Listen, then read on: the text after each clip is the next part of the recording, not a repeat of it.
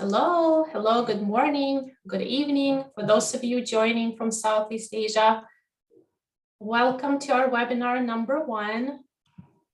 We hope that this will be a very informative presentation for you as you're preparing to submit your YSEALI Seeds applications. As we still have people joining, hi and welcome, welcome, welcome. Hello, just making sure that our sound works okay and that you can see and hear what's happening. So please feel free to say hello in the chat.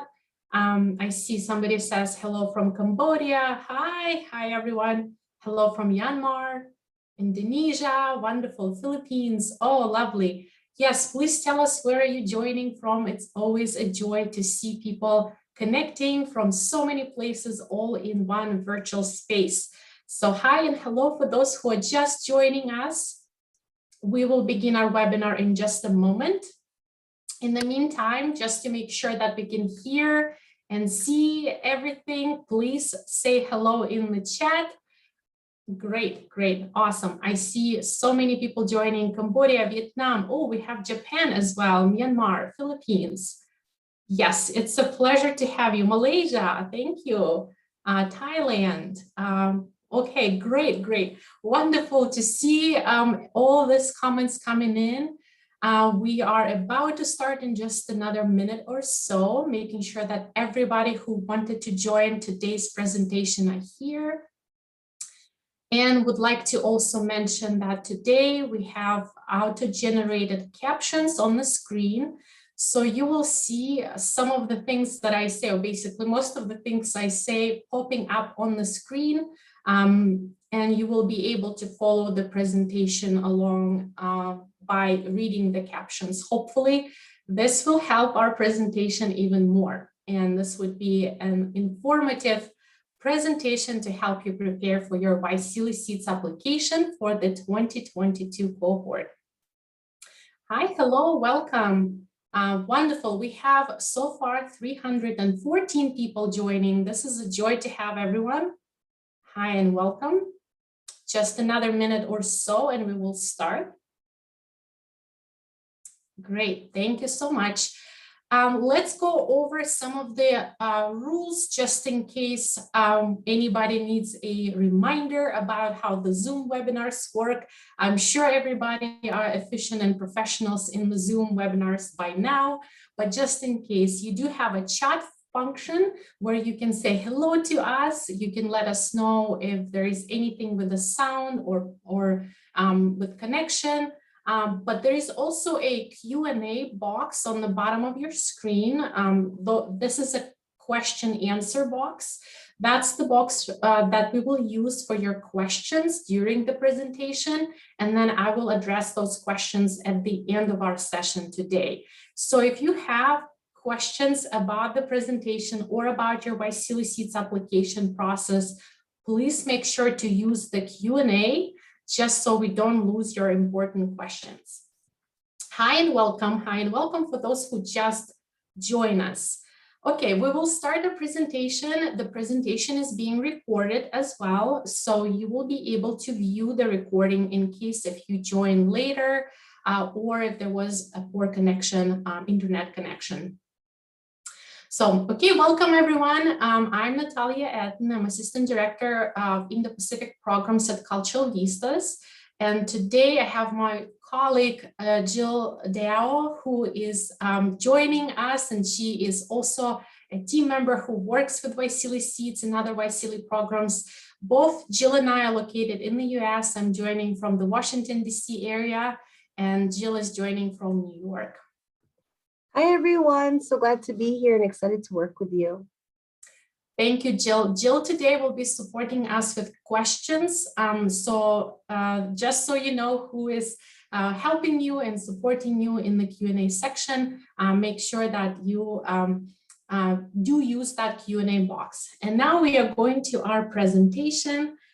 I know it's long anticipated. It's been a year since we have selected our 2021 YSEALI Seeds projects. And now it's the time for you, young leaders, to put your ideas and your great minds to work with a fantastic projects that you have in mind for this round of YSEALI Seeds for the Future small grants competition. But just for those of you who are new to YSEALI, Seeds for the Future, let's refresh together. So YSEALI stands for Young Southeast Asian Leaders Initiative, or short YSEALI, and it's been launched in 2013, and it's one of the flagship US government's program that is aiming to strengthen leadership development and networking in Southeast Asia. And YSEALI Seeds for the Future is one of a variety of programs that YSEALI supports.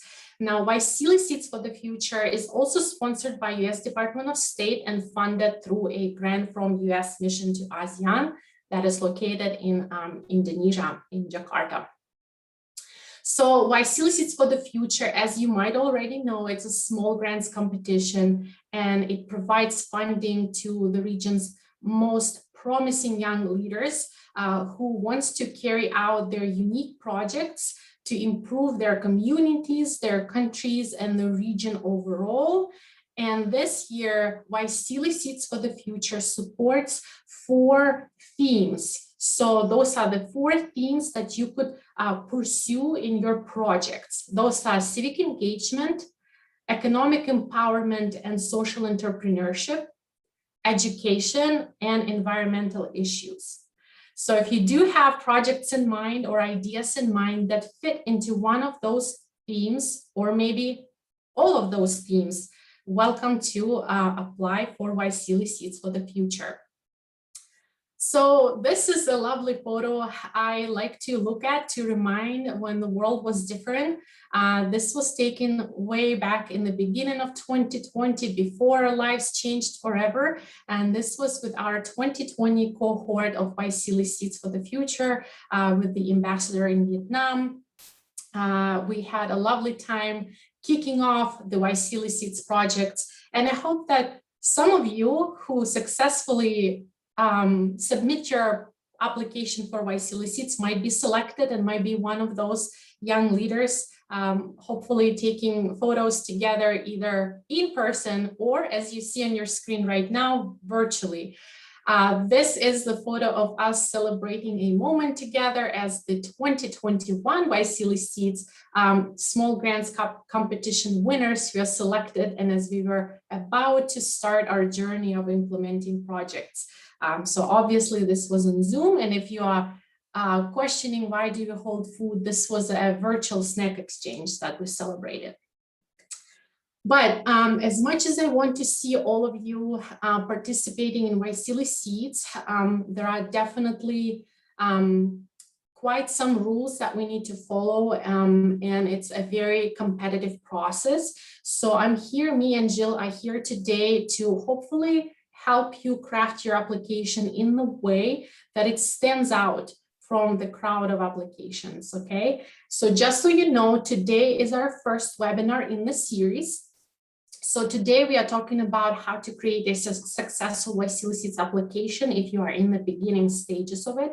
We will go over the application itself, some common mistakes that we've observed in the past, and common good practices to follow to be successful. Now, if you really want to dive deeper into your YSEALI Seeds application itself, meaning writing the project abstract and the project proposal, we will be meeting next week, same time, and it will be our second webinar where we will discuss YSEALI Seeds theme, budget, and the entire application more in detail. So tune in next week as well. And then finally, the third webinar will be the following Wednesday. It's going to be on November 3rd, same time again.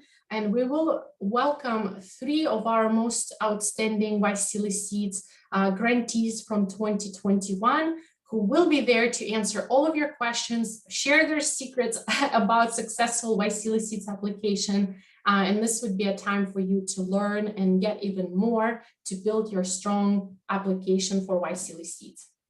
Don't forget that the application deadline is November 11. So make sure that you do have plenty of time to submit your application. And just to remind you, please don't submit your application on the very last day, at the very last moment. I see it every year, and unfortunately, sometimes the system gets overloaded with so many people trying to submit at the same minute last day. So try to make sure you allow yourself enough time to successfully submit your application and avoid stressing out about, did it submit it or did it not? Did I make it in time or not? Okay, and I do see, for those of you who just joined, welcome. Thank you so much for saying hello in the chat. At the same time, I do see people putting in questions in the Q&A section. Wonderful, keep them coming. My colleague Jill will be answering some of those questions, and then some other questions I will take at the end of the presentation and hopefully address them to everyone. Okay, so overall, the timeline for the YSEALI Seeds process is, we do envision to select projects and notify selected teams over emails sometime around January or February 2022. Then all of the people who were not selected will also be notified via email. So make sure that the project leader within your project team has a current updated email, and then that you check that email, okay?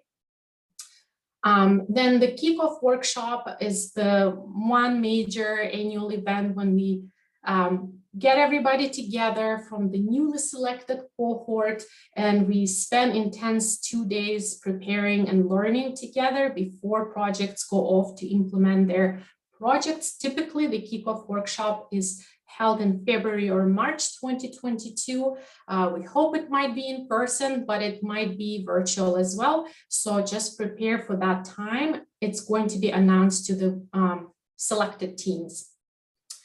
Then project implementation period is typically 9 months. So you really need to get your mind ready. As soon as you are selected with your project, there's going to be no time. You will start right away from March until December 2022. That's going to be the time for you to get your project implemented and get your goals reached and some of your impact also accomplished.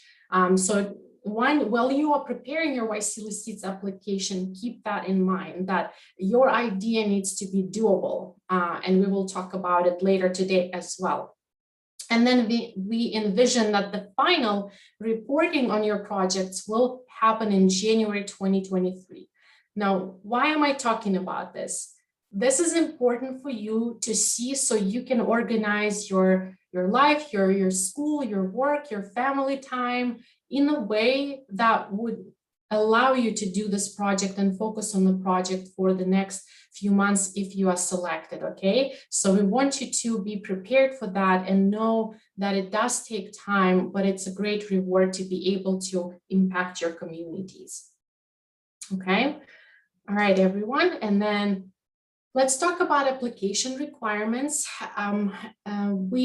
Since this is the YSEALI, one of the YSEALI programs, right? It's YSEALI Seeds for the Future. It is very important that the people who apply to participate and be on the project team, they hold their citizenship from 11 countries under YSEALI. So those countries are Brunei, Cambodia, Indonesia, Laos, Malaysia, Myanmar, Philippines, Singapore, Thailand, Vietnam, and Timor-Leste. Okay, so you must be a citizen of one of those countries in order to be eligible to apply for the YSEALI Seeds for the Future.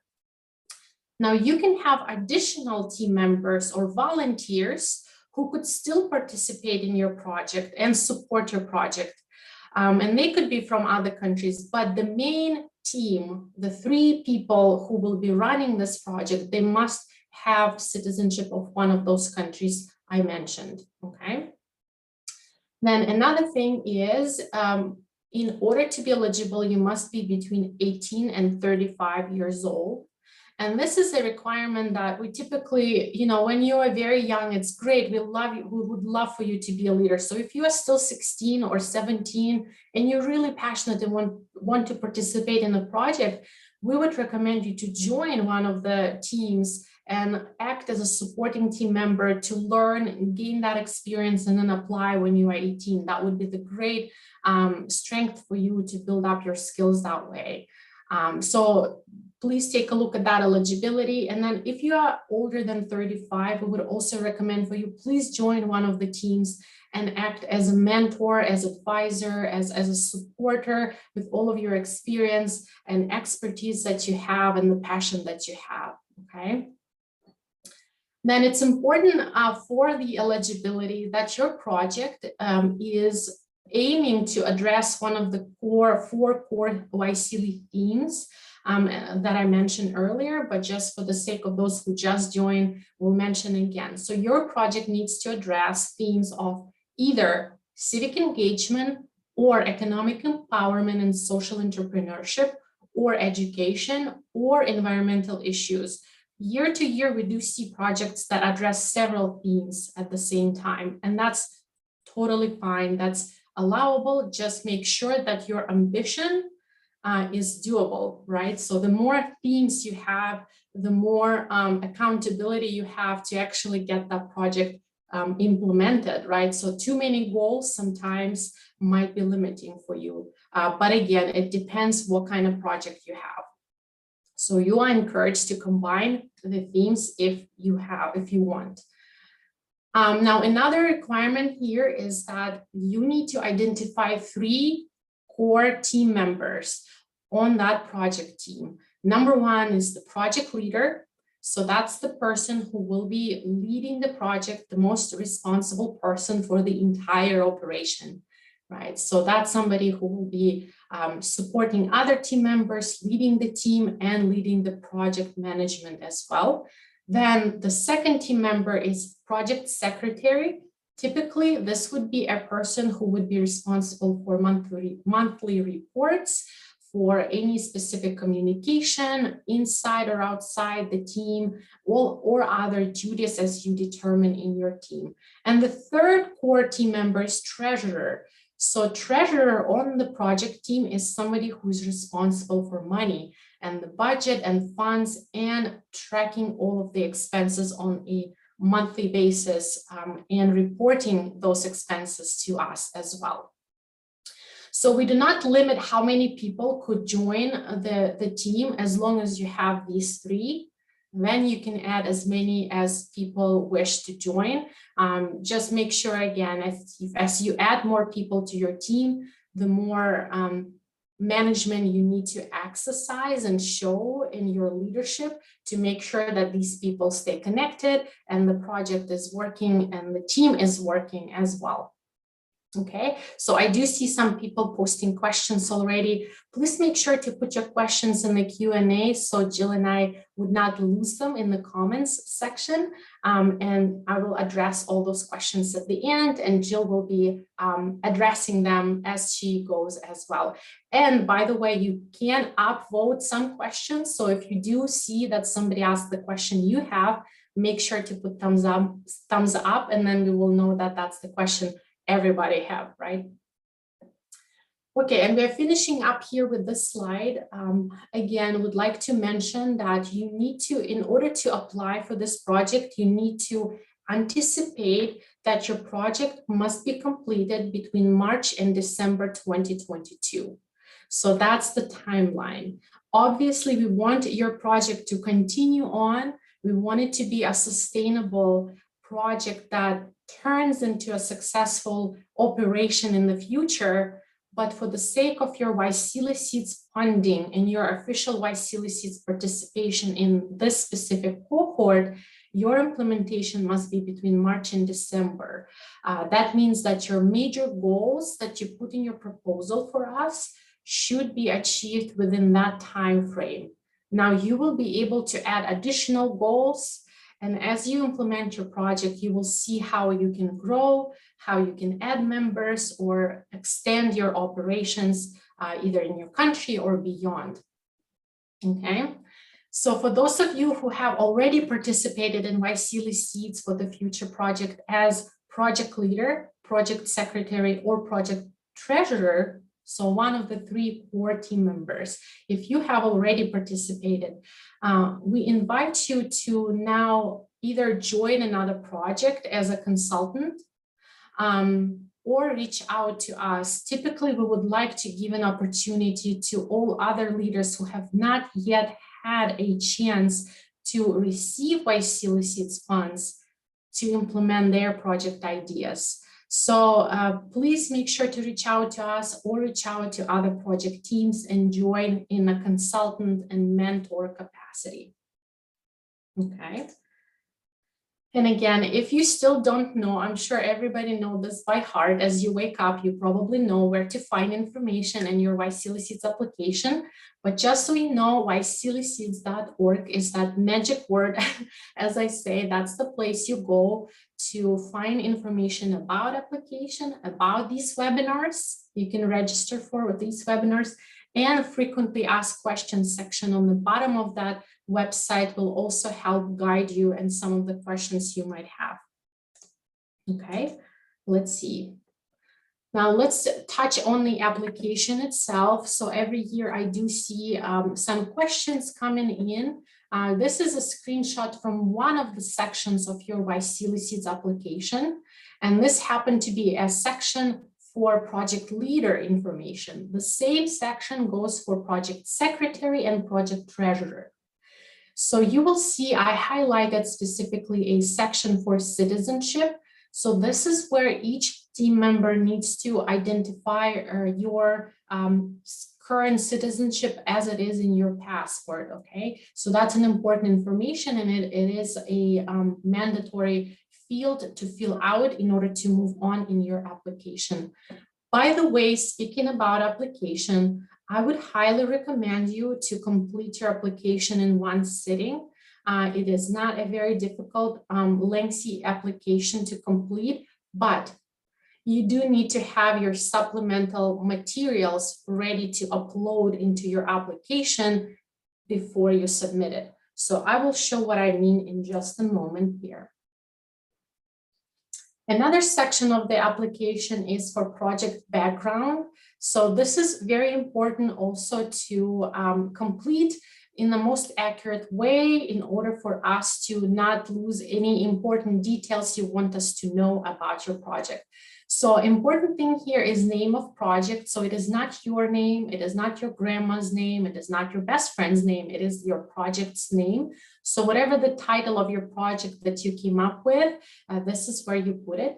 And if it happens that you still don't know the best name or title for your project, that's okay. You will be able to change or update it later on, just as long as there is a name that is similar to the names you would see on our website for other YSEALI Seeds projects. A common mistake I see here is people put 2 sentences to signal their project name. I would not recommend to do that. It should be maximum 2 or 3 words. Very captivating, very easy to understand name of your project that supports the overall brand of your project, okay? And this is where you signal which YSEALI theme your project is following, okay? So it could be all of these themes or one of these themes. So do not overlook this section, and please complete it correctly as well. That is true to what your project is going to do. Home nation of project team members is where you tell us what countries your additional team members come from. And then this section that I do see quite some questions about is we ask, describe the team's previous involvement with YSEALI. This is not a requirement. If you've never participated with YSEALI before, that's totally fine, okay? But if you have had any experience with YSEALI before, for example, you participated in unified activities, or you were a professional fellow program participant under YSEALI, it's great to let us know here. Again, this is not mandatory, and it's not going to be counted against you in any way if you have not had YSEALI participation before. This might be your very first chance to actually experience YSEALI, and this is great. We love that. Okay, let's see. So here's that section I mentioned with the support documents. Please make sure that you have these documents ready to attach to your application, and this will allow you to actually complete your application in one sitting. Just because all the other sections are easy and fast to fill out, this is the one that requires most of your time, right? So make sure to get those done ahead of time before you submit. Okay, so what do we have here? First of all, we do ask that you use some of the formats that we mentioned in the application. So either Microsoft Word or PowerPoint or PDF or JPEG or other accepted formats. So the common mistake I see, for example, in this first attachment, we ask you to submit resumes of your leadership team, your project leader, secretary, and treasurer. So what I see is sometimes it is submitted in formats that we cannot open, and so we cannot review fully the application. So don't miss out on the opportunity for us to review your full application. What you can do is you can combine your resumes either in PDF or in Word document and submit it as one document. So again, it doesn't have to be a specific format for exact resume. I know that some people like to use Europass, you know, like kind of European style. Some people like the US style. Some people like the style that is in your country. Any style is okay as long as it's the format of the document that we can open. Okay, so combine those documents together into one document, so all three resumes. So next is the project abstract, and it's a very, very important section of your project. This is where you put a very clear, short, concise, and straight to the point description of what your project is about. It's just one paragraph, but it's very, very important to craft it in the way that tells us what it is that you want to do and why. We will talk more about it in the next webinar next week, as well as I go into each specific detail of the application. Then we do have the project description. That one is a longer document where you describe your project in detail. You can add your timeline, you can add your idea for basically the impact that you're trying to pursue, the goal that you have, the specific things that have been done before in support of this project. So this is where you can go to convince the selection committee that that's the project to select, okay? And then finally, we do encourage you to submit project budget, and we have provided a template for that budget. Now, this template is just an example and a helpful template for you to use. If you happen to have your own budget with your own template, you can use that, just as long as you read the instructions for that budget template. The thing is, and we will talk again about it next week, but there are certain rules within the YSEALI Seeds funding that you need to follow. For example, your YSEALI Seeds funding cannot cover salaries. It cannot cover overhead expenses, which means, let's say, office rent monthly or pay for electricity bill in your office. It also cannot sponsor the large durable equipment purchases. For example, you cannot buy a drone for $2,000, right? Again, I will go into details about this, but make sure to take a look at that template, as in the beginning of the template, there are exact explanations of what you can and cannot use your YSEALI Seeds funds on, okay? Okay, and then the final one is optional. You can submit your additional support documents. In the past, I've seen people submitting PowerPoint presentation or some kind of slides where they show that the work that has been done before or some other ideas. Again, try to limit it and keep it at least no more than 5 pages, just to make sure that it's easier for us to review everything that you have submitted to us. In this case, I usually say less is more, which means if you manage to provide convincing, clear idea in the less amount of words or documents, that's the better way, because everybody will be able to get your idea faster, clearer, and in a more convincing way. Okay, so what it is that we are looking for. So there are, and out of all of the presentation that you've seen today, this is probably one of the most important slides, just because when you think about your innovative idea, I would like for you to think about, is it scalable? Meaning, can you build it up and make it more impactful or affect larger number of people or communities? Second, is it sustainable? Is this a project that could potentially turn into either social entrepreneurship kind of idea or into something that can sustain its operations beyond just YSEALI Seeds year? Third, is it feasible? Meaning, is it ambitious enough, but not too much that there's no amount of money that can actually get this project completed, or you're not asking too much money for a less measurable, like less impactful activity of sorts. So try to kind of compare where is that balance between the money needed to get this project going and the actual impact and the activities and the people involved in the project. It does need to be balanced in a way. Next, innovative. We do want you to think about, what else has not been done to affect that specific issue that I care about. Now, for that one, I encourage you to do a research and see what other organizations in your area are already doing work in that field. Is it really innovative what we're trying to come up, or maybe we need to unite forces with an existing organization already to work on some other additional aspect of that innovation to impact or solve the issue.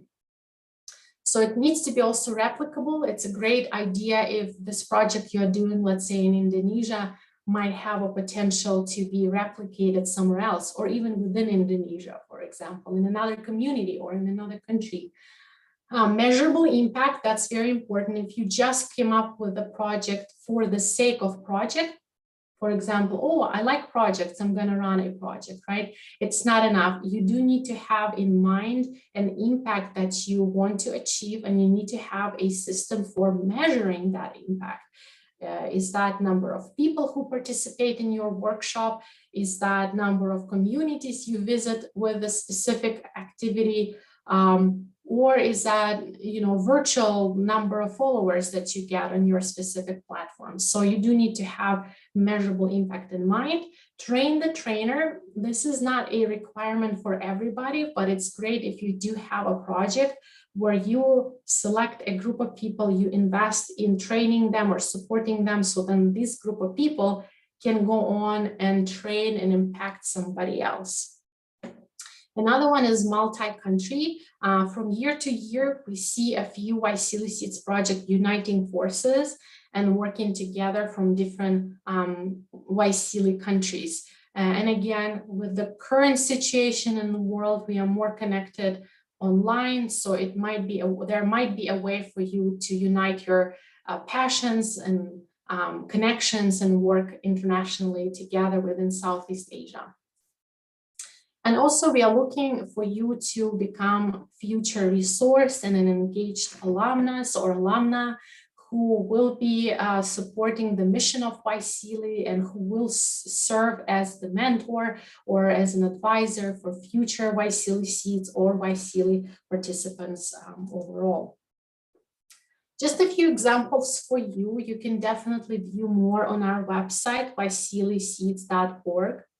But here is some of the examples of those projects that hit those points that I just described. So one of the projects from this year, Kilangri Root from Brunei, who have an incredible project where they are raising awareness on food consumption and tackling food waste in Brunei through different workshops and food upcycling projects. So they've been doing some of the macrame bag kind of making together as a community. At the same time, they created some videos where they try to explain usage of plastic utensils and help people in the community understand how it impacts the overall nature. So it's a wonderful project, and the way they are approaching food waste issue is through the innovative angle that is different and new to their community. And that definitely caught our eye, and we are very lucky to work with these exceptional young leaders. Another project from 2019, another example of innovative project. So Tune Map from Indonesia, what they decided to do, they saw a need in their community for visually impaired people who have hard time navigating the streets of Jakarta with different imperfections in the pavement. So they organized volunteers together. They created street mapping activity where sighted volunteers would map in the app specific areas of the city where pavement needs to be fixed. And they would collaborate with the local government to provide local government with that data about different places that needs to be fixed overall. So it's a great, interesting new way to look at the issue in the community and unite people around it as well. So there are several amazing projects, so I might not be able to touch on absolutely all of them. We've had almost over 80 over the times. And there is quite a few to talk about for sure. I just want to mention this one again from 2019, Tasdopi from Cambodia. You might have met them or heard about them. So this is an example of sustainable project that still is going strong now. So what they decided to do is create an app that supports high school students in Cambodia to prepare for the final exam in math and science. And this turned into a great sort of startup technology organization that is now employing people. And we are very lucky and very proud to have them in our YSEALI Seeds alumni cohort. So they did use their YSEALI Seeds funds and their time with YSEALI Seeds wisely to build up and turn it into a successful enterprise in the future. All right. I do see some questions already coming in. Just to make sure that we do address all questions, please put them in the Q&A box. I do see some questions coming in the chat. We might lose them because so many questions and comments are coming in. So make sure to use Q&A to put your questions there so we don't lose them. Okay, I'll touch on those questions in just a moment, but let me finish and wrap up here first. So what goes into your project planning? Maybe you're one of those leaders who have so much energy and so much passion to give back to your community, but you might not know, okay, where do I start? What kind of project should I put together, come up with? You know, there's so many issues I care about. How do I structure that? Okay, so I will tell you that there are many models out there. This happened to be one of the models that I look at. It's a production function model, I believe that it's called. But basically, this is how you look into your project planning. Those are the 4 key pieces that make up your project, and it becomes like a wholesome project overall. So first, it's your input. And by input, you think about the resources that you need, the people that you need, the time, the funds, whatever else that you need on the first stage as your first input in order to run your project in the future. Next, you think about the process, or sometimes you can actually start about the process and then think about the input too. So your process is, what are the plans, the activities, the events or the meetings? What are the actual things that need to happen in the process to achieve that goal that you have for your project? Next one is your output. So output is the very much short-term achievements or short-term goals that you are trying to achieve within your project. For example, you might have several workshops planned for your project overall. So your output would be to measure what are the outcome of your first or one of those workshops that you put together, not all of them as a whole, but just one. Now, the outcome is more of a long-term impact. This is where in the scenario of these workshops, you will see how much all of the workshops that you put together, all of the work and the process that you had impact your long-term outcome or overall goal that you achieve. Basically, how did you impact the community? How did you change or transform the attitude towards a certain issue? Or how did you add specific skills to a group of people you've been working on, depending on what your project is all about? So think about those elements in your project. And it's very difficult if one of those things are missing, then it becomes more difficult to achieve the project success if you don't think about the outcome, or you don't think about the process, or you don't think about input. And the strategy overall for you as you sit down to put together a good project idea on paper, first, obviously, is brainstorm. There are many brainstorming techniques out there. You can even search online. The best way I find for me and my team is when we brainstorm as a team. When we are sitting together as empowered, passionate people, and we care about certain issue, and then we brainstorm what are the possible ways to address that issue. And through the brainstorming, some ideas come up. And then as you measure those ideas and evaluate them, one of the ideas will be most doable and most attractive to all of you to do. So once you identify that one or two ideas from your brainstorm, then you do research. By research, I don't mean writing a paper or a publication. By research, I mean take a look around and search online or meet with other people or organizations that are already doing some work in that specific area with an issue that you care about. So maybe they are already addressing it enough and you can just join them. So there's no need to create a whole new project. Or as you meet and research, you realize that something is missing and your specific idea could turn into a project and actually address that missing piece, okay? Next is your outline, right? So you did the brainstorm, you did the research, and now you need to outline. By outline, I mean just as a general strategy where you put your process, your input, your output, and your outline. And just from this bird's eye view, as we call it, take a look at the overall structure without too many details, just to make sure that you see the beginning, the middle, and the end of your project. Once you have your outline, then you sit down and you write. And by writing, I mean you add to each piece of your outline more of the description, more of the process, more of the thought through details. And we will touch on that next week as well. We'll be talking specifically about how to write your proposal and what are the components of that. Typically, one or two people are involved in the writing, and then the proofreading. Proofreading is the process when you give your work to someone else to read through to make sure that it makes sense. And I don't just mean like grammar, right? That you spell things correctly. I mean the context and the substance of your project. So typically it's nice to give to somebody who is outside of your team, who has not been in the brainstorming, to read and just see if your idea makes sense, if there is a beginning, the middle, and the end of your project idea in that proposal.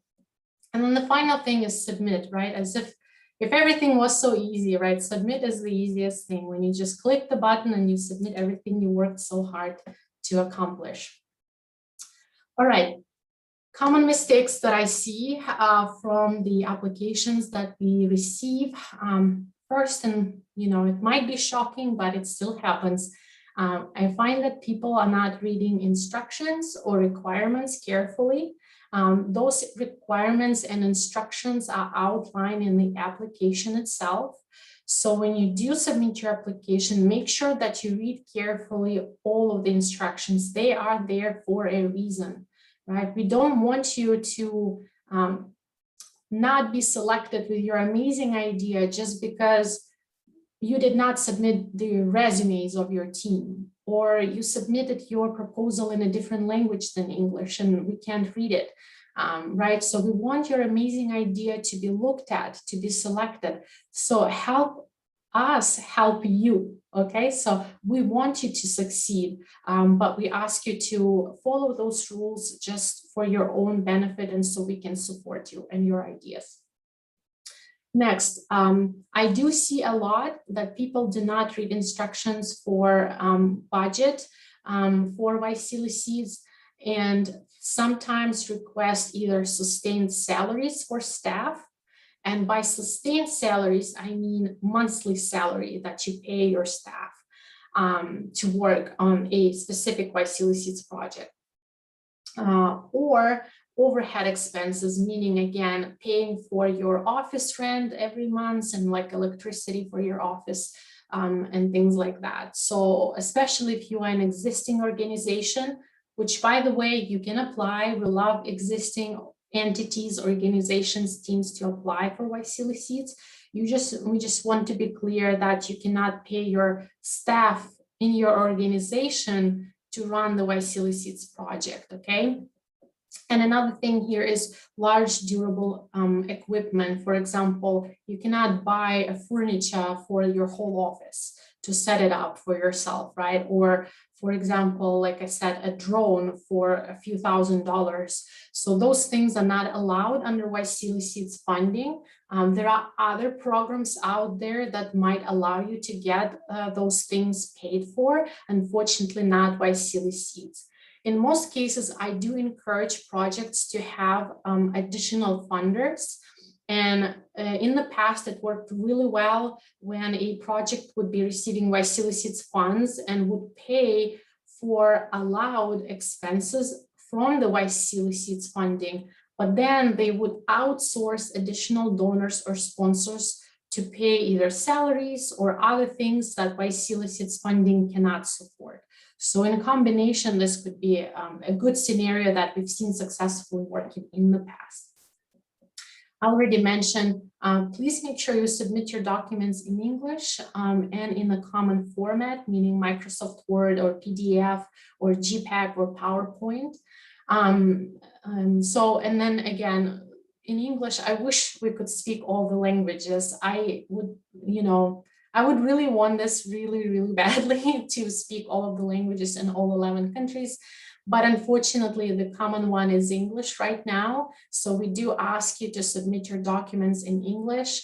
And it does help a variety of members who are reviewing your applications to understand what your project is all about. So in no way we want to say that we don't appreciate your native language. We do. In fact, you will be using it, nobody will say that, but English is our common operating language, and you do need to have a proficiency enough to be able to interact with your funder, YSEALI Seeds program, and other YSEALI Seeds grantees from other countries, because chances are not everybody might speak Bahasa Indonesia and not everybody might speak Vietnamese, but yet we want you to be able to interact with each other, okay? So another mistake I see is that there are too many themes or activities or plans, but no concrete action plan, right? It's like all of the ambitious ideas are put in there like a salad, right? You see lots of ingredients in the salad, but then the salad does not taste good because you combine, ingredients that don't go together, or is too many of them, right? Sometimes, like I say, less is more, meaning that the more concise, the constructive and focused idea you have, the more impact and the more resolution, or the more results you would get from your proposal. Okay, so it's good to be ambitious, but also look how doable that project will be with all that ambition.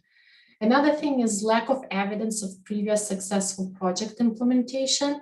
It's okay if you're a young leader and you have not done a lot of projects yet, but I would encourage you to put your volunteering experience in your resume. So we would see that you know what you're talking about, right? So what I would not like to see is when you say, okay, we are going to build airplanes right now because, our village needs airplanes, but then nobody on your team has any airplanes engineering experience whatsoever. So of course we will have, and then you don't put any details on how that's going to be accomplished, right? So of course it's a very wild example. It's not going to happen, but this is just to explain to you that we need to have some kind of evidence or some kind of explanation why all of a sudden you are working on food waste systems to build in your community? What kind of connection do you have to that? You know, what kind of experience you have in that, or what kind of experts you will be bringing to support that idea if you and your team does not have experience in that, which is also fine. Okay, so people sometimes fail to write a convincing, concise project abstract. So this is where I say that one small paragraph is very important. This is where we want to quickly see the gist or the clear, fast, couple sentences of what your project is and why you're doing it before we go into the detail of your proposal. So spend your time on that. We will touch on that again next week, where I will describe exactly what you need to do.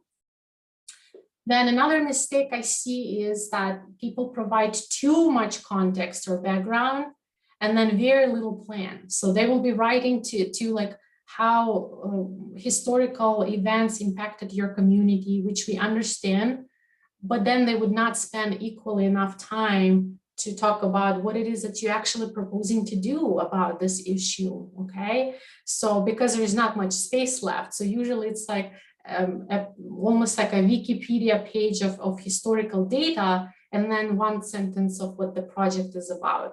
This is not helpful to you, and that's not helpful to us. So try to balance it, okay? If you bring description of the issue, then make sure that you bring the description of your proposed solution with your project. Sometimes it's also not enough context. People would have a very specific issue in their community, and they would not tell us what that issue is or why it's important, and they would just go into describing specific plans. So that's also, a mistake that I see. So make sure it is well balanced. And the final one I mentioned, make sure you do a research on similar projects or organizations already working to address that issue that you have in mind for your project, just so you can either join forces or use them as a resource, or think about another idea for your project that has not been repeated before. Okay, with a few minutes left for us, I will be jumping into questions in a moment. Just so you know, last year we did receive more than 600 applications and only 26 projects were selected. So as you can see, it's a very competitive process and there's a lot of great ideas submitted. It's very difficult to select projects, but we do encourage you to give it a try, and we would love to see projects, especially from Brunei, from Laos, from Singapore, from Timor-Leste. Please submit your applications. We don't see enough applications from those countries. I specifically encourage you. So if you are joining from Laos, Brunei, Cambodia, Singapore, I'm speaking to you right now. We want your ideas. We want your projects. So please submit. Okay. So how do you stand out? Well, please think about your project name and overall brand. Even if you right now don't have a fancy design, that's okay, but it has to be an overall brand. One of my favorite projects from the past is Right Thing to See.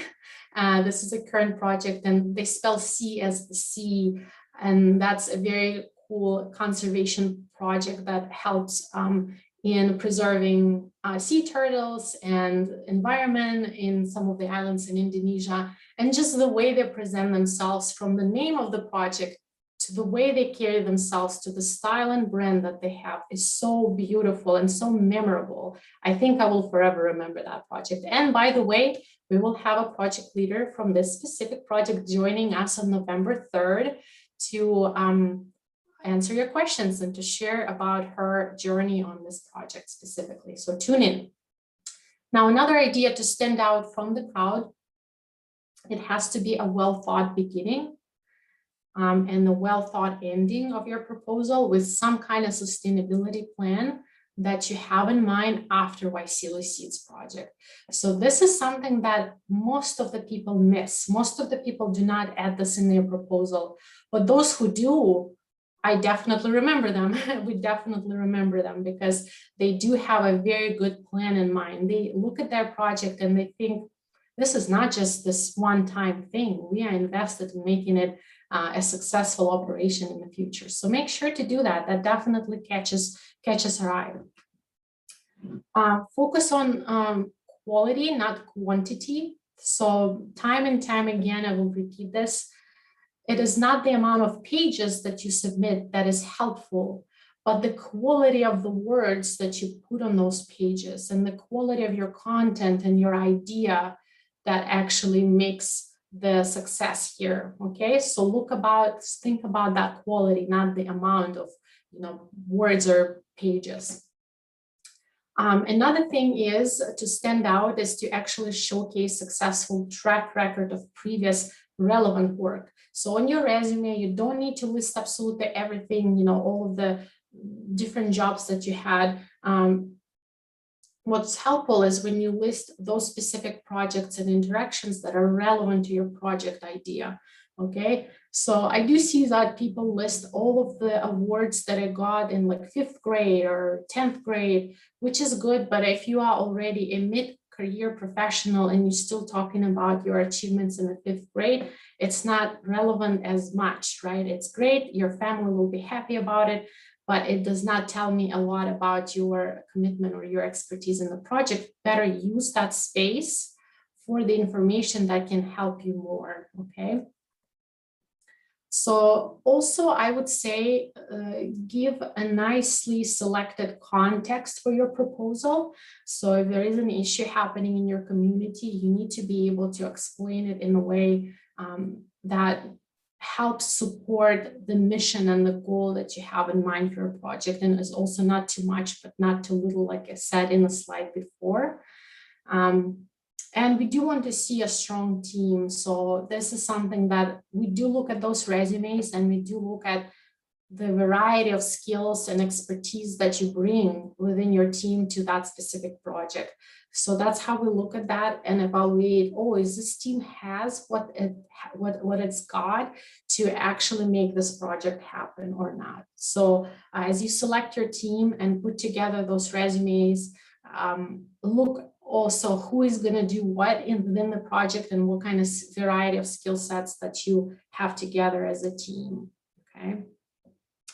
Obviously, a kickoff workshop is something we love to see. This is the photos from back in 2019 when it was still a thing and we were able to be together. But the virtual workshop, nevertheless, is also an important piece where teams meet together. Once you're selected, you get to have some training during the workshop on budget and expense management, on reporting, on branding, monitoring and evaluation. Get feedback from peers and some coaching from previous YSEALI Seeds grantees. So those pieces will come as well if you don't have as much experience, and work to get additional information on those things to help you run your project. But for the sake of proposal, you do need to show some basic scope of your goals and your implementation plan overall, okay? All right, so let me actually skip to the questions now, as I know people are anxious to get some answers. A reminder to those of you who join later, please make sure to put your questions in the Q&A box instead of chat, just because in the chat we might lose your question, okay? So, and I know that Jill has been already answering most of those questions, so thank you for those, and thank you, Jill, for answering to all. I'm gonna grab some of the questions I see currently. And by the way, you can upvote questions as well by clicking a thumbs up, and then this way we will know, that this is a commonly asked question. Okay, so we have a question: is the application eligible for an established and registered by law as a social enterprise company? Yes, as I mentioned, you can be an established organization and still apply for YSEALI Seeds. We just need to know how, what it is that your proposal is going to do in comparison to your overall existing organization, to make sure that the budget is going to be clean and clear, how the money are going to run. So definitely apply. In the past, we had fantastic organizations who are already established running YSEALI Seeds projects. So for sure. Okay. So let's see next here. How likely will political topics, for example, strengthening dialogues about martial law abuses, extrajudicial killings, impact of ML to certain groups be accepted or qualified? Thank you for your question, and we are well aware about the difficulties that some nations and countries are going through. Unfortunately, YSEALI Seeds funds cannot support specific political activities or specific religious activities for one specific religious group. So unfortunately, we are not able to. There are other programs and grants might be out there for you to take a look at. But if you do have an idea that just supports and strengthens your community, or from a variety of ways, either like a journalistic aspect of covering certain events to helping your community get access to basic needs, that's something that you will be able to apply for, but no specific political activities, unfortunately. All right, is their grant application eligible for an established enterprise? Yes, so we answered that question already, thank you. To what extent do we need to pitch our project based on previous successful project implementation? If the project is new and has not been undertaken previously, how can we find similar projects that other organizations have undertaken? Great question. I see two pieces in here. First of all, if you did have a successful pilot of a project before, but you were not able to achieve, higher impact or more activities and not enough funds to get that done, this is a great time for you to apply for YSEALI Seeds, because YSEALI Seeds will help you build it up more, and you will be using the funds to get that greater impact or get your project going and growing stronger. Okay, so again, just submit your proposal. We would love to see if some kind of work has been already done in that, and you just need the YSEALI Seeds, like that cherry on the cake, as an example, to grow that project into a success.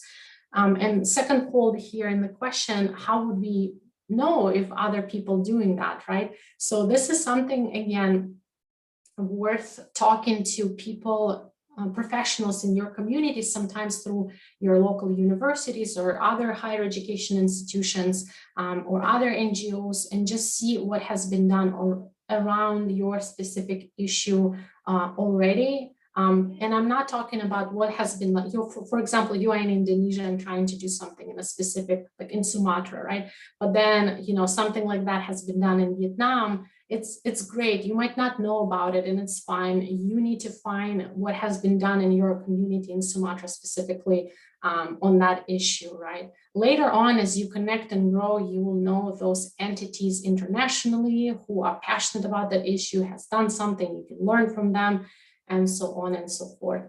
So I hope that answers your question. Please do let me know if not.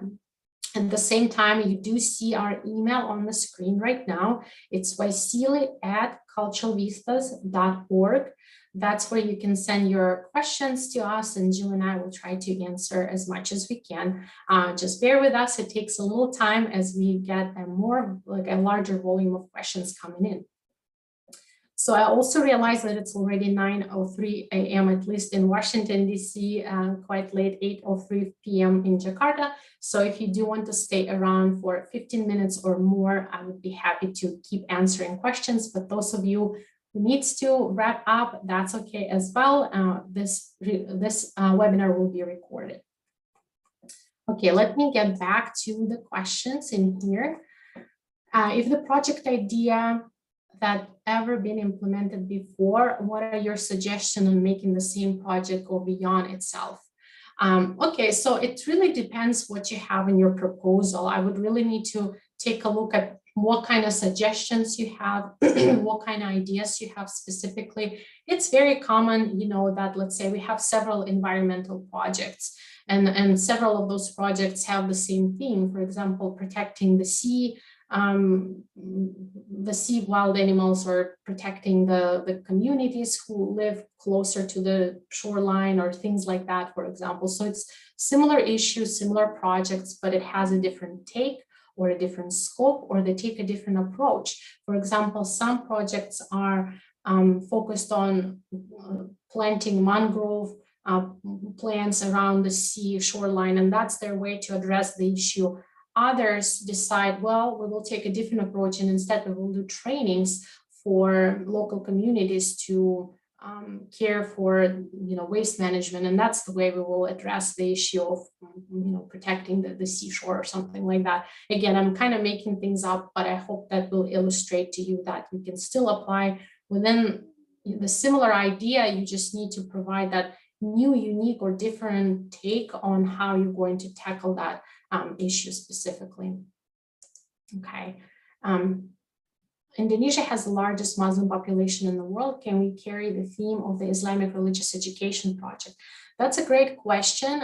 For this one, again, since we cannot support a specific religious activity, I would just need to see your proposal overall. If your proposal is covering and is open to a variety of different people and helps support sort of peaceful conversation about religion, we might need to be able to take a look at that, and then the selection committee will determine if this project goes within the scope or not. So I would still encourage you to apply. I have seen this project's proposals in the past as well, so please apply. We'll take a look at your details to know exactly how you're trying to achieve that and if that's gonna fit under the YSEALI Seeds funding umbrella.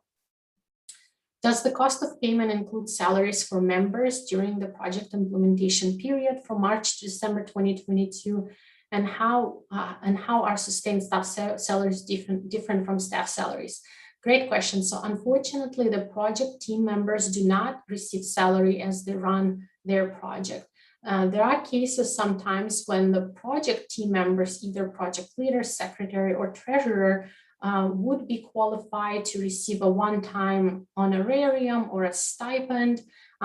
So this could be either reimbursement for some travel or some other project-related activities, or this could be an honorarium for delivering a specific subject matter knowledge to within the line of your project. For example, what I mean by that, let's say you're running a workshop and that workshop on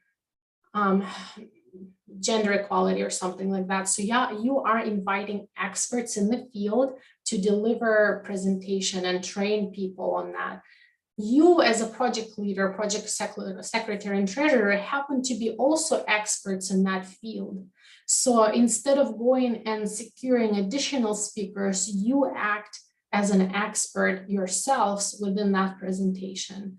Now, you typically would pay a small honorarium fee for that training that this trainer will deliver. So the same training fee would apply to pay yourselves as an expert for that specific subject matter, right? So, but then when we talk about monthly salaries, unfortunately, it is not allowed under YSEALI Seeds grant. All right, and then can the awardee of YSEALI Seeds grant in previous year, couple of years ago, be the one of three main team members, leader, secretary, treasurer? Unfortunately, not currently. So we would encourage you to do, if you are a previous YSEALI Seeds winner and you were on the core team, let's say you were a project leader from a previous Seeds project, we would encourage you to be an additional team member on a new project team. So if you have additional questions, please feel free to email us as well. Can I join with a member in different nationality? Will we go to the US if we win this fellowship? No, this is not a fellowship, unfortunately. So there is a professional fellows program that is currently also accepting applications. So that's a different program. So feel free to take a look at that one as well. This is a Seeds for the Future grant competition program where you get to receive funding to run a project in your community. So this means that you will not be traveling to the US, you are running the project in your community. And in order to qualify, if you are a project leader, treasurer, or secretary, you need to be a citizen of one of those 11 countries I mentioned.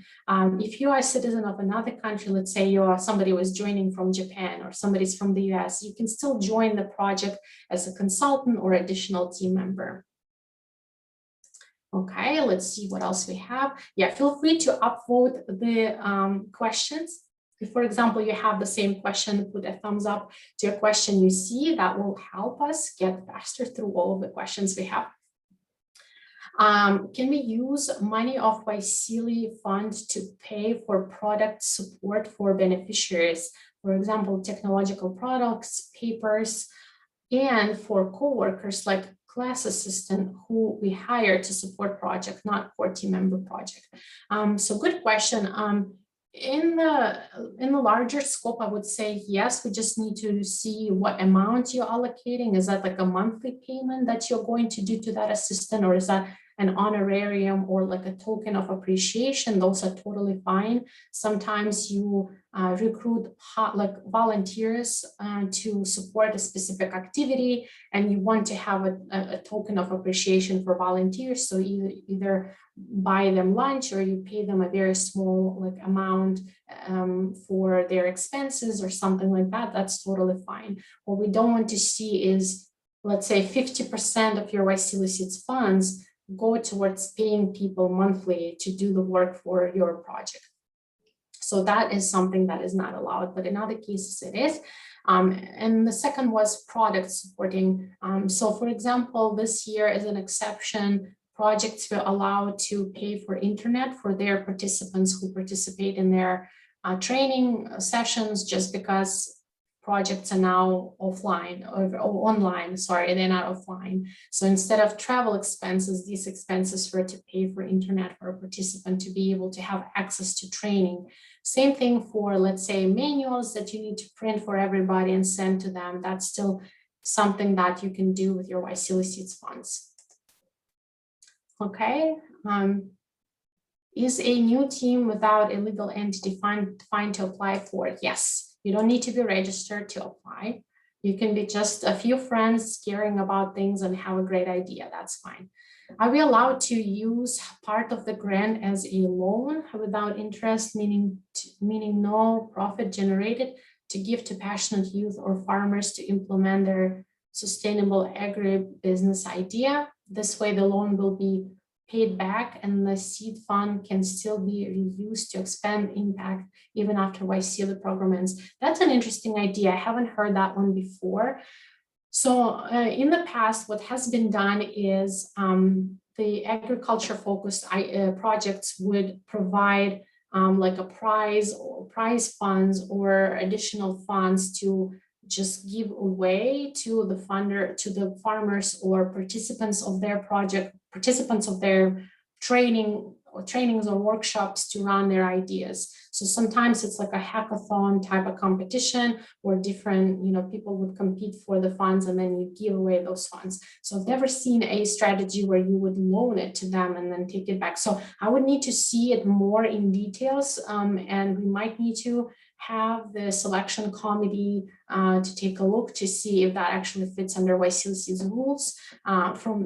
It looks interesting, I would say. And so it has been done before that the funds would be, sub-grants would be given away to a specific other project leaders implementing some additional projects under your project. So that's actually totally fine. But yeah, please submit your project. I would love to see what it is that you have in mind. In case one of core member unfortunately have to drop out of the project, can we have another to substitute his position? If yes, is there any additional condition for this new member? Yes, this happened in the past. Unfortunately, life happens and people might drop out from your core team. You must recruit a new team member and let us know about that person and just submit their resume to us. But ideally, we would want to see same team members who submitted for proposal run the project, but we do understand if changes happen.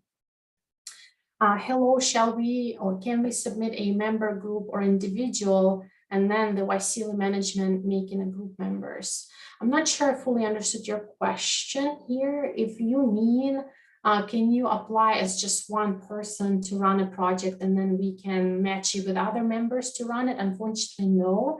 You do need to have a team of at least 3 people to apply for YSEALI Seeds grant, just because we do want to see your project succeed. And typically, if it's just one person running it, no shared responsibility, it's very difficult to actually make the project happen. This is just something from experience in the past. Is it okay to have team members who are not yet YSEALI members, but they will join as YSEALI members? Yes. So if they're eligible to become YSEALI members, meaning that they have citizenship of one of those 11 countries, there are instructions in the YSEALI Seeds application for how to become YSEALI members. You can definitely do that, join YSEALI and then apply for YSEALI Seeds. What is maximum number of members for a project? So there's no maximum limit as long as you have at least 3, but then think about how you're going to manage all these people. If you have 50 people on your project, it might be a bit challenging to make sure everybody, are happy and doing what they need to do and know what they need to do. So yeah, no limit, but just be strategic about it. Okay, but I will not come and tell you, okay, limit your number of people. Will it be okay if our budget is less than $15,000? Yes, great question. Thank you for asking that. A lot of times I see people submit requests for the most amount of money, which is $15,000. But in reality, they can actually run the project with less amount of money. And what happens sometimes is they think that the more money they submit for, the better it is. But don't forget that you need to spend this money within your project implementation period. And sometimes I see project, applied for 15,000 and then 8 months later, they still have 7,000 to spend and they overestimated of how much they need. So again, be realistic. If your project takes only $5,000 to run, that's great. Just give us an explanation what it is. Basically, your proposed activities needs to match the proposed budget overall, right? If you say that you're going to do 1,000 activities that all require travel and then you only ask for $2,000, that might not be realistic. And the same thing opposite, right? If you just have one activity, but then everything else is happening online and there's not much to pay for, and then you ask for $15,000, that is also not feasible, right? That's why we say feasibility is something that we're looking for. Great question. Thank you for that. And thank you for those of you who are still sticking around.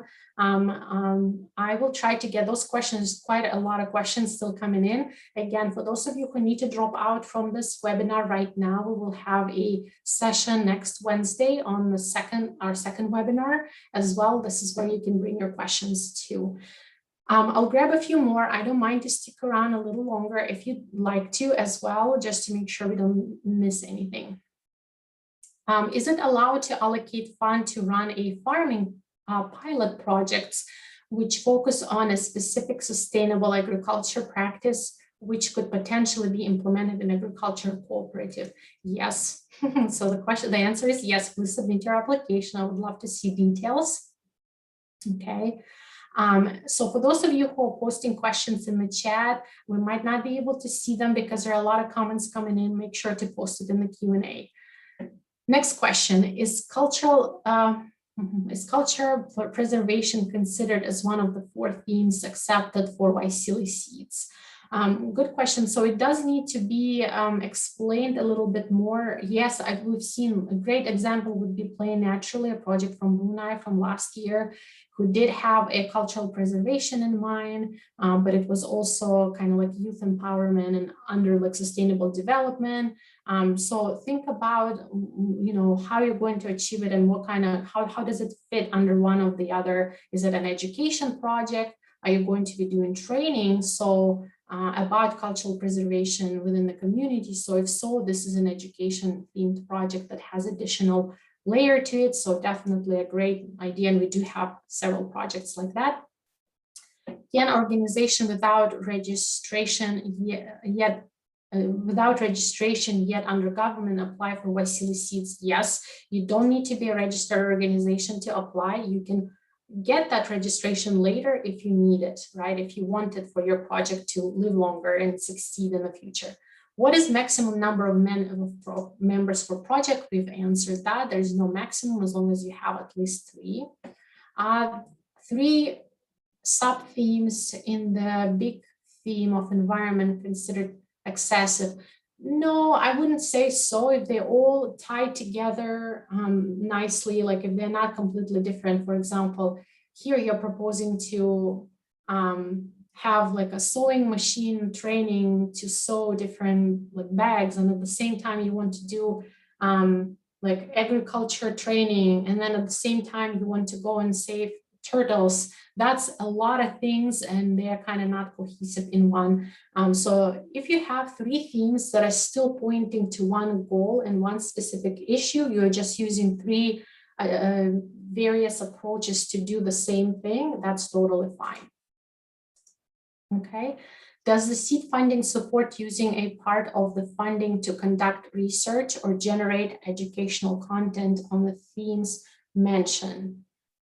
So unfortunately, you cannot do research under YSEALI Seeds funds, but you can develop, let's say, training manuals or like a training curriculum to provide training to a community for free to educate them or support them in a specific area. But unfortunately, this is not the program to support your specific research. If you need to, let's say, write a thesis or a paper on certain thing, this is not the program. You might want to apply for a Fulbright scholarship or another program. That is so many out there to support your specific scientific research. Okay.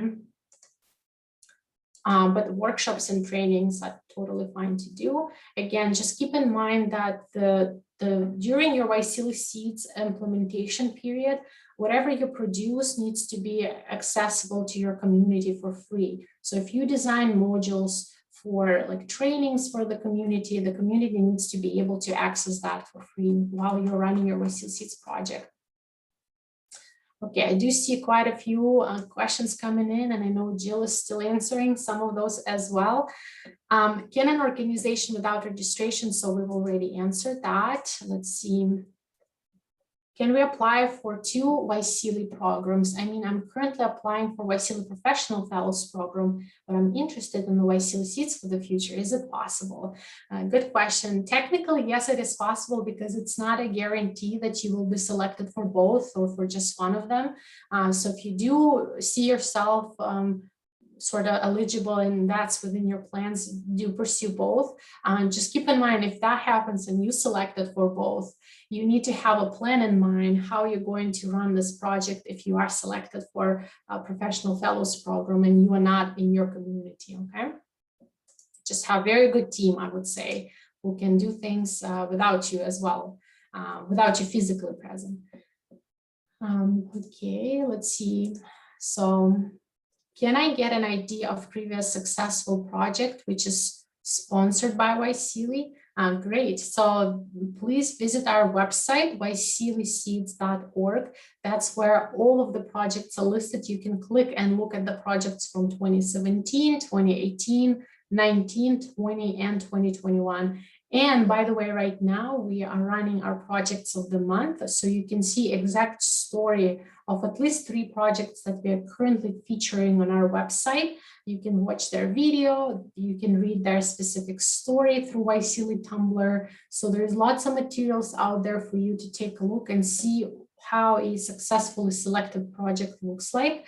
And then again, on November 3rd, we will be welcoming 3 YSEALI Seeds project alumni to share about their experience. So you can definitely learn from them and ask specific questions about, what it is that made you successful to be selected.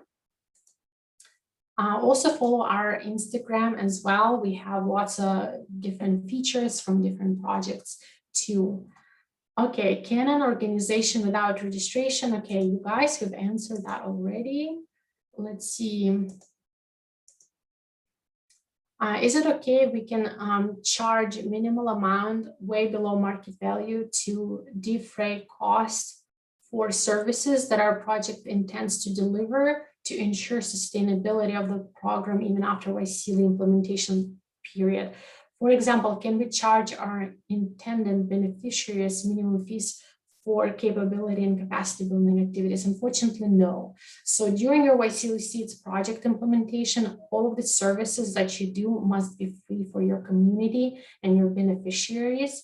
You might look into, after you are done with YSEALI Seeds officially, how you might for example, if it's an app that you are creating, you could have like a very minimal charge just to sustain your operations, but that's after you're done with YSEALI Seeds. And this is a plan in the future to help you sustain your operations, so your project can still exist and still bring benefit to your community. The main goal here is that we want you to be successful, but we don't want this to be a profit generating operation as much as we want this to be a impact generating operation, right? So you give back to your communities with that. But please submit your proposal.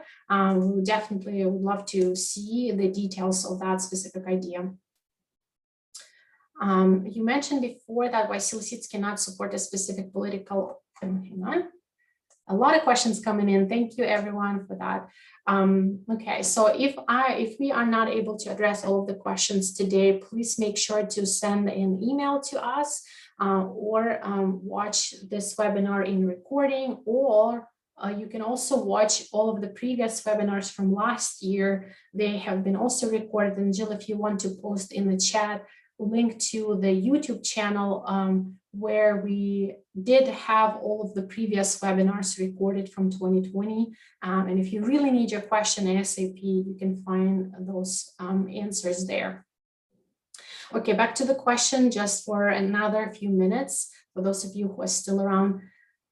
You mentioned before that YSEALI Seeds cannot support a specific political or certain religious related project, since our project is mainly working with 6 religions across Indonesia to activate the mosque, temple, church, etc. as the collection point of plastic waste. Would this project applicable for the grant? Thank you. It looks like it would be. So yeah, please submit your application. I believe I've seen this question in our emails as well, and we have replied to you too. So yes, please submit your application. Just make sure there is not specific, a religion that is sort of other people from other walks of life are not able to participate in. So basically the entire community needs to benefit from your project. Again, an organization without a registration, we've done that. Okay, so let's see. Slowly but surely we're coming to an end of this. Does a project team need to be registered? We've answered that, everyone.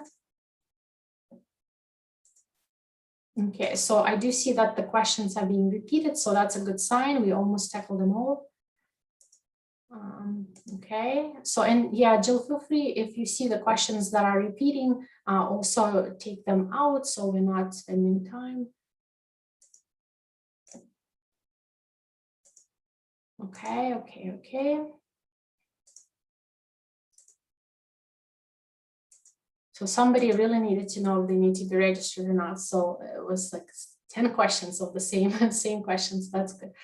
I'm a citizen in country A, but I will run the project in country B where I live. Both countries are Southeast Asia countries. Is this permissible? Yes, it is. We just need to see what kind of expertise do you have, what kind of community awareness do you have in the country B if you're from country A, but we've had examples like this in the past. Yeah, definitely apply. It's sort of totally fine as long as it's within Southeast Asia. If the proposal is face-to-face and by chance a member got COVID, can their food allowance for the duration of their quarantine be part of the contingency plan? And are PPE and health-related materials allowed in the budget? Yeah, so the materials, for example, even COVID tests and those kinds of things could be allowed under your budget. I would say safety is the most important thing. So I would not recommend to run in-person activities for your participants if your local government does not allow it or mandates that it is not allowed. So we would need to make sure that you're following the local rules. If your government says no gatherings of people more than 30, then you should not be doing it. There is nothing that you need to be doing against, your local rules and policies within your countries. But let's say if, it was allowed and you did all of the precautions, you did the PPE, you did the COVID test, and somebody, God forbid, was sick, this is something that we will need to verify and ask how do we proceed with that. But my answer right now would be you must do everything it takes to prevent from that even happening in the first place. But if it happens, we will definitely talk to you individually. And if you are selected and you're running your project, you must need to let us know, and we will see what is possible and what kind of solution we can come up with. So if I don't have answers right now, we might be able to get those answers from the US mission to ASEAN for sure. So I hope that makes sense for now. So you will receive the recording as a follow-up email later today, so you'll be able to rewatch this session. Okay, and then for the implementation of our project, can we have NGO or institution for collaboration with us?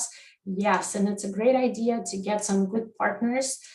It actually helps get more value to your project proposal to show that you have some partners or some specific either contractors or I mean additional organizations that support you and have faith in your project. That's actually great, looks good. Does a project implement communication volunteers team member online? Yes, you can have volunteers virtually who support some of your activities or some of your either digital campaigns or social media management and those kinds of things. Okay, how many years when we selected in YSEALI application, what activity we are doing? Not sure I fully understand your question, but if you're asking, how long will you be implementing your YSEALI Seeds project, it's usually 9 months. So within 9 months, you need to complete your project. Okay, and then let's see. I know that Jill, you are answering some of those first questions. Does the project have to be a collaboration with people from different countries or all across ASEAN? Can we base the project only within you? Oh, sorry, hang on.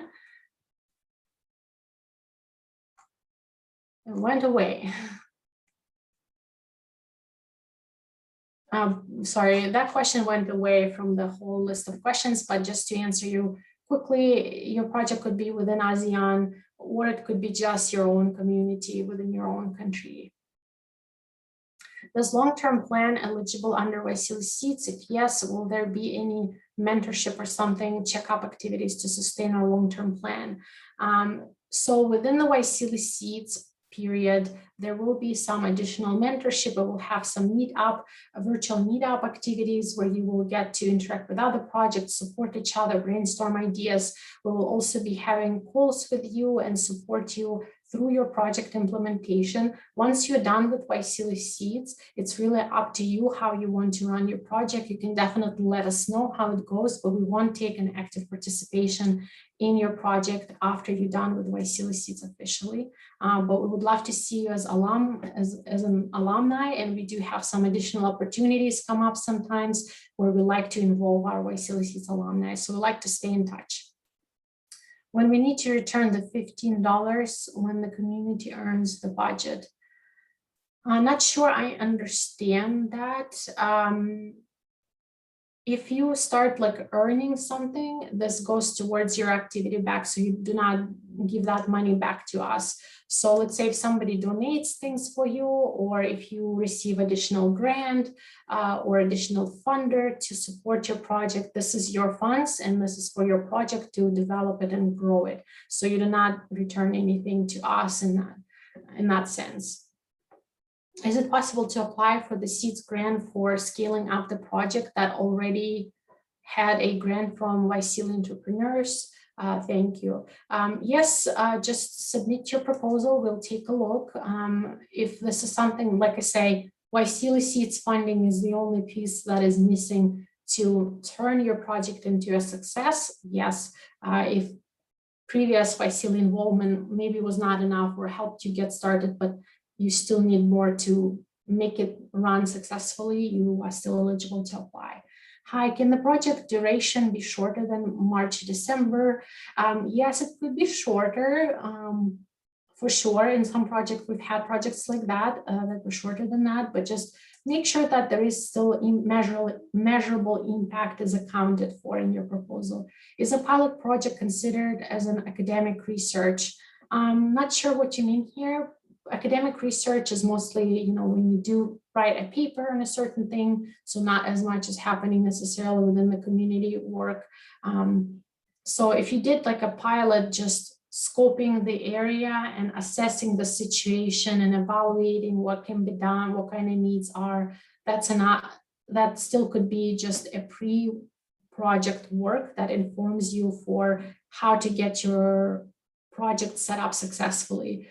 So again, in order for me to fully see, I would love to see your proposal. So please submit your application for us to learn more. All right, everyone, I still see questions keep coming up, and I would encourage you, if you have not heard your answer to your question, please submit an email to us or rewatch those webinars. And I know that Jill is answering a couple more. So as soon as those are answered, we will wrap up for the day. Let's see. Does the budget template from YSEALI is only thing for budget expense, or is it changeable?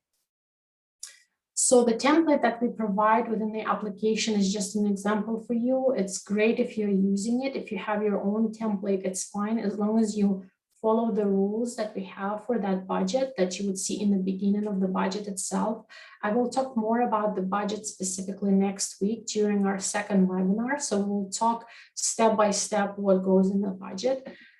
But yeah, if you put your budget right now, once you're selected, if you're selected for YSEALI Seeds, you will have a chance to update your budget for sure, because things are changing. The prices that are here today might not be the same in March. So we totally understand that. Is an income generating project okay? Hang on. Not for us team members, but for example, a community that we're trying to assist. Yes, for sure, and that would be a great project under one of the YSEALI themes of economic development. So let's see. Okay. Whether NGO or nonprofit organization could apply for project for the member. Should we collaborate with other countries in one team? You can apply as an NGO or existing organization. You can collaborate with other projects from other countries, or just have your own project, as long as you do have 3 team members.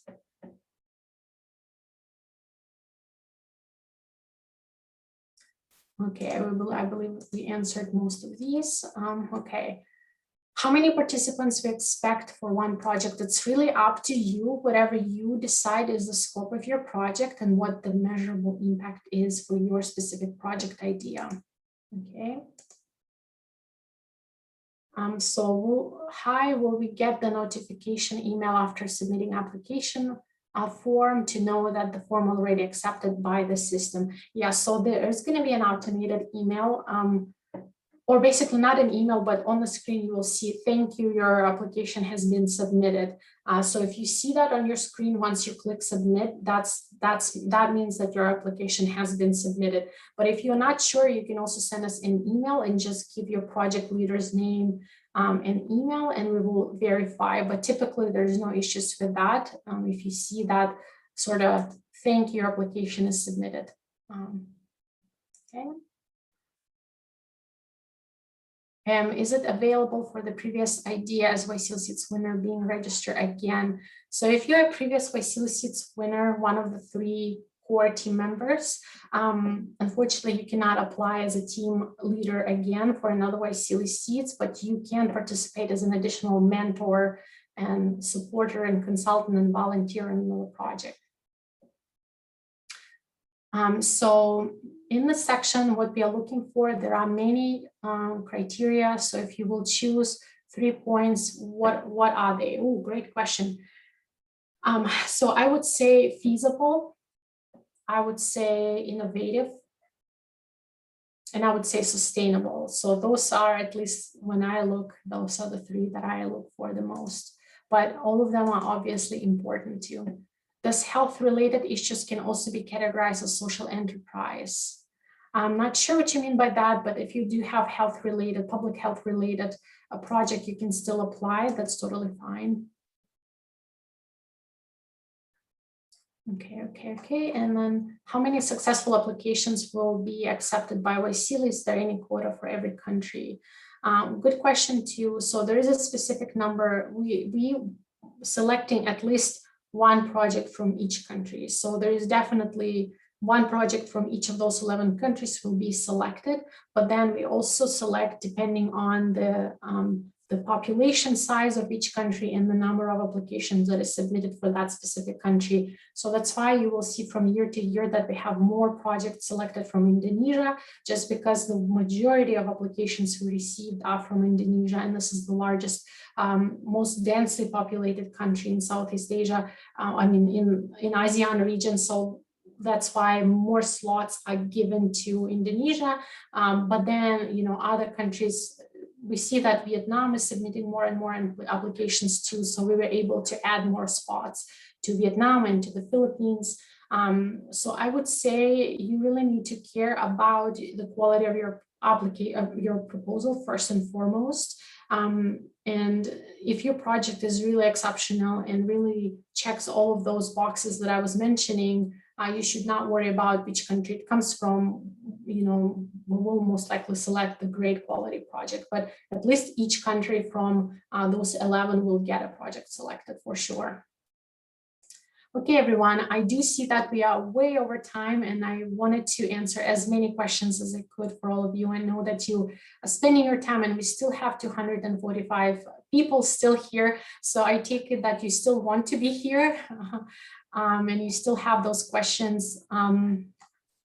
And it's tough for me to wrap it up knowing that there are a few. So I will give just a minute for you to look at the questions that are already there, and please upvote the most important 2 questions that you guys have. So I could grab those final 2 questions, and then we'll wrap it up for the day.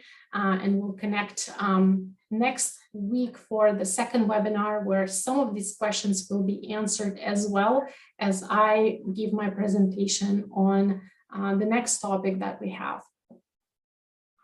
Okay, let's see.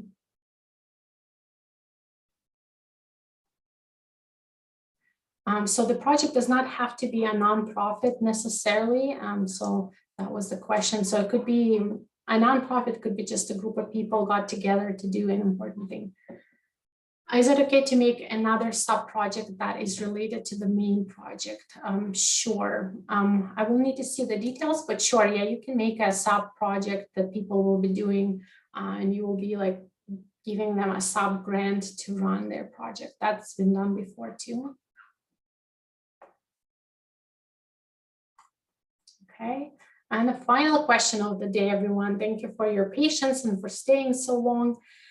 Can a project provide seed fund to its intended beneficiaries, like providing seed fund to a group of youth in case of youth leadership empowerment to implement their ideas projects? Yes, and it's been done before, and it's a great example of that train the trainer project model for sure.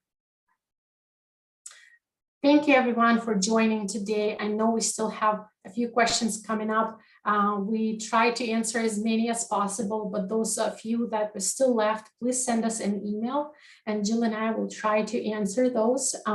At the same time, we will be sending a follow-up email with a recording of this webinar, and you are able to also watch the webinars from previous years to get some of those questions answered. So we appreciate your time today with us, and thank you so much for your interest in transforming your communities, for applying for YSEALI Seeds for the Future grant competition. We cannot wait to read your proposals, and we cannot wait to work with you as we all looking into the better future for Southeast Asia and for the entire world. So thank you, everyone. Please have a safe evening, and we'll see you back same time next week on Wednesday. Take care, everyone.